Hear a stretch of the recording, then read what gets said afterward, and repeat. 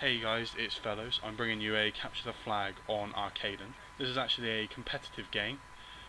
It's from a website called Deserto. I'll put a link to it in the description in case you're interested. I'm just going to talk about how I play this one. In future videos using competitive games, I'll try and explain the sort of classes. This class that I'm using is the ACR Red Dot with Focus, Extreme Conditioning, Quick Draw and Dead Silence. That's normally a standard class for assault rifle users. It's 4v4 game, so it tends to be a little bit quicker. You also have a 7.5 second spawn delay when playing on the Capture the Flag.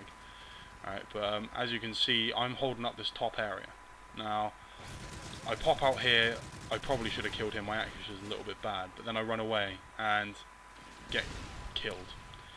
Simply because I came back. If I just ran away, I called out all three of those players to my teammates. Now, calling out is just letting your teammates know where they are. And I'll explain that in future videos, maybe if I can get a live commentary done so that you can hear the call outs as well. But I shouldn't have come back. Now this one, I come up the left side, he's not even looking at me, but he's sat in what's called a head glitch. So all I could see was his head. Sometimes it's called clipping by other players. And just watch how fantastic this grenade is. Look at that. Does not get better. But all that's just to give you an advantage in one-on-one gunfights. I see my teammates in one right now, gives them the advantage of pinging between a few players to try and get the advantage on them. Now, I'm a bit silly here. I jump round. Maybe it would have been better to put another stun grenade and grenade him rather than just jump round, because that got me killed really. That was just some pretty silly play. Luckily, as you'll see, my teammates managed to catch up to him and get him, and then all of us spawn up and instantly go back for the return. Pick up that guy who's just not aware of anything. And got a bit lucky there. And here as well, I returned it just in time because they've got the 1 second return delay, which sometimes is very annoying. Now what you can see me doing, I've just spawned. I'm calling what it's called circling back. So I'm going back to my flag to make sure it doesn't get pulled. I saw my teammate die when I was watching him, so I come back to the flag to defend it, get the kill. Don't bother returning it because it's pretty close. After 30 seconds it returns itself anyway, but it's pretty close. My teammate ends up getting it. But now I'm doing what's called holding, just patrolling the area, making sure that none of the enemy team has managed to sneak in, and when I'm happy with it I move out. Now I go back up. As you'll see, this top glass area, it's called, is kind of where I end up spending a lot of my time. Looking down at the escalators, I missed this guy.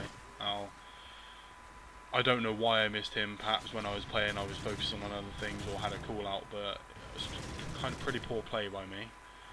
But it picks up, so get this kill, move straight back up into the glass area. Now, I've already said this is where I spend my time. This is actually, they call it the Slayer areas for like holding down spawns. You don't tend to get spawn traps. It's more holding because this is a standard route to run for the other team. So I pop out, there's a guy coming up to try and run up there as well. I pick him off. Pop back here because they spawn down there every now and then. So I'm just seeing if I can get a cheeky spawn kill on him. Get a bit confused as to where to go here, and I end up jumping up onto this ledge. Now if you didn't know you could get up onto this ledge, then you can jump to it from the top glass area like I did. You can also climb around the outside to where the guy that I'm shooting through the wall is. So you can climb up through those glass balcony area onto it. You can also jump up to it to the helicopter. I don't think I do that in this game, but if you time all your jumps right...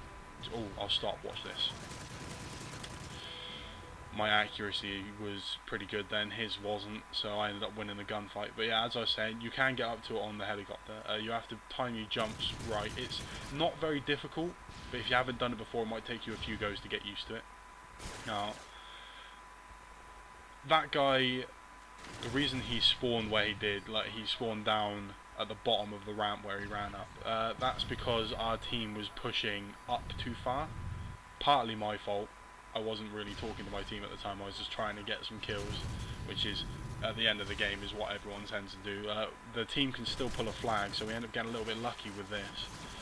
Teammate holds them off so that they can't get it, and then we all spawn up and stop on catching the flag. So we got a little bit lucky there. Again, I move, out comes the pistol, just looking for some sort of fancy final kill cam. You'll tend to see the final kill cams are all handguns. This one, he shoots it pretty quickly. The other guy I suspect he was going to go for a knife, because there's special controllers you can get as well, which again I'll talk about in a different video. I've spawned in, and straight away you can see I'm going straight out to this top glass area. Now, I pull out my handgun. It doesn't really make that much of a difference in terms of your running speed anymore, but I go to a head glitch and look across, get that kill, but his teammate comes up the stairs. I should have had a teammate with me as well, but they all stayed back. I don't think they got confused with where everyone was going, because we don't play together. This is just some people that I've met, or some friends. We aren't actually a team. We nearly missed that guy, who, if he didn't shoot anybody, he might well have got round behind us. And again, I'm straight up into the top glass area. That's a spawn zone that I was just looking at. I get stunned, but I move to cover. Now, because I hit him with a Semtex and then a stun, it stopped him from being able to hit me, and allowed me to win the gunfight. I actually did pretty well in that situation. Again, here I move into cover. I was getting shot. I didn't move into cover knowing he was there, but because I moved into the cover area, it allowed me to win the gunfight again. And now I'm into a spawn trap. So where I'm looking over there is where they run out of spawn, but all of my team end up dying, and they spawn into a different place, which is what you're trying to stop. You want to make your team, the other team, spawn in specific areas so that you can manipulate the game.